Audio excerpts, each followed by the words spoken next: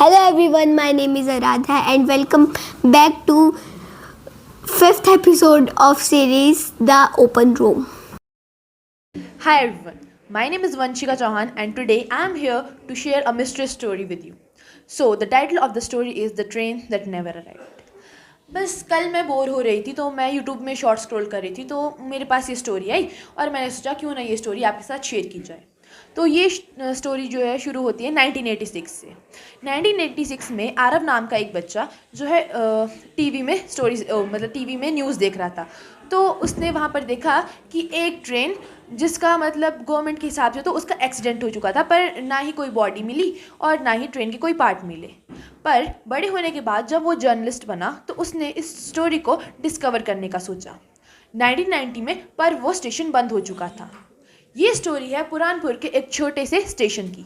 जब वो बड़े होने के बाद वो पुरानपुर वापस गया तो वो स्टेशन पर गया तो उसने वहाँ पर देखा कि स्टेशन बंद था, पर वहाँ पर एक बूढ़ा चाय वाला अब भी काम कर रहा था। जब वो वहाँ गया तो उसने चाय वाले की तरफ देखा तो चाय वाला भी उसे देखकर मुस्कुराया।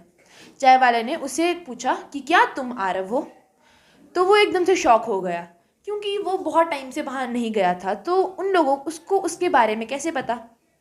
तो जब उसने ऐसे उससे पूछा कि क्या यहाँ पर ट्रेन आती है, तो उसने कहा कि ट्रेन अभी भी चल रही है पर वो किसी को दिखाई नहीं देती। तो आरव एकदम से शॉक हो गया। तो उस चाय वाले ने बोला कि अगर तुम्हें उस ट्रेन के बारे में और कुछ जानना है तो स्टेशन से सीधा सामने एक गली में जाते रहो, वहाँ पर लास्ट में तुम्हें एक छोटा सा घर दिखेगा, तुम वहाँ पर जाकर पूछना। तो आरव ने सोचा कि ये तो ऐसे ही बोल रहा है, पर उसके मन में क्यूरियोसिटी थी। तो वो गया उस गली में। तो लास्ट में जब वो पहुंचा तो उसे वहाँ पर एक छोटा सा रूम दिखा। जब वो उस रूम में गया तो वहाँ पर एक बूढ़ा सा आदमी हाथ में छड़ी लिए आग जला रहा था। तो जैसे ही आरव ने उसे बोला कि आप कौन हो, तो जैसे ही वो आदमी पीछे मुड़ा तो आरव एकदम शॉक हो गया क्योंकि उस आदमी ने कंडक्टर की यूनिफॉर्म पहनी हुई थी। उस आदमी ने भी उससे पूछा तुम आरव हो ना? वो आरव फिर से शॉक हो गया कि अब इसे मेरा नाम कैसे पता। ना वो उससे पहले मिला था और ना ही उसने उस ट्रेन में कभी सफ़र किया था। तो उस कंडक्टर ने कहा कि मैं उस दिन जिस दिन वो ट्रेन लॉस्ट हुई थी, मतलब जिस दिन से वो ट्रेन वापस स्टेशन पर नहीं, उस दिन भी मैं उस ट्रेन में था और मैं उस दिन भी उस ट्रेन में कंडक्टर की यूनिफॉर्म में था। तो आरव शॉक हो गया कि सारे लोग तो जब गायब हो गए, ना वो ट्रेन वापस आई, तो आप कैसे वापस आ गए? तो कंडक्टर ने कहा कि मैं वहाँ से वापस आ गया, पर जो बाकी लोग हैं वो अभी भी उसी दुनिया में हैं। तो आरव तो बिल्कुल ही मतलब उसे लगा कि भाई ये आदमी कैसे वापस आ गया। तो फिर उसने कंडक्टर ने उससे कहा कि अगर तुम्हें और जानना है तो रात को 3 बजे स्टेशन पर चले जाना। तो आरव को लगा कि ये तो फालतू ही बातें बोलता है जैसे, तो उसने सोचा कि क्या ही मजाक कर रहे हैं, पर क्यूरियोसिटी तो उसके मन में अभी भी थी क्योंकि उसने ये बचपन में स्टोरी थी और वो डिस्कवर करने आया था इसे। तो वो अपने होटल में वापस गया। तो जब वो शाम को स्टेशन पर आया तो स्टेशन बिल्कुल सुनसान पड़ा हुआ था।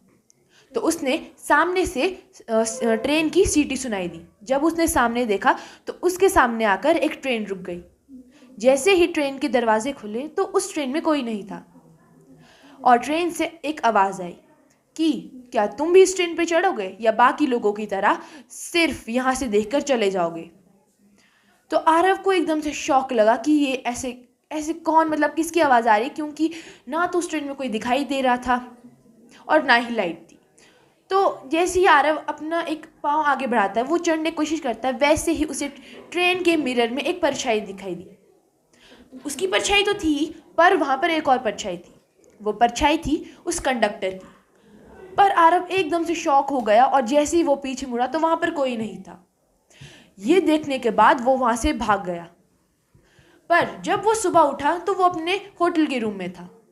तो आरव को लगा कि एक सपना होगा, पर जब उसने अपने हाथ और अपने शूज़ पर वो स्टेशन की मिट्टी देखी तो वो एकदम हैरान हो गया कि ऐसा कैसे हो सकता है। वो वहाँ से जल्दी से पैकिंग करके अपने शहर वापस आ गया। उसने शहर में आकर ये स्टोरी लिखी, पर ये स्टोरी कभी पब्लिश नहीं हुई और ये स्टोरी मिस्ट्री ही रह गई।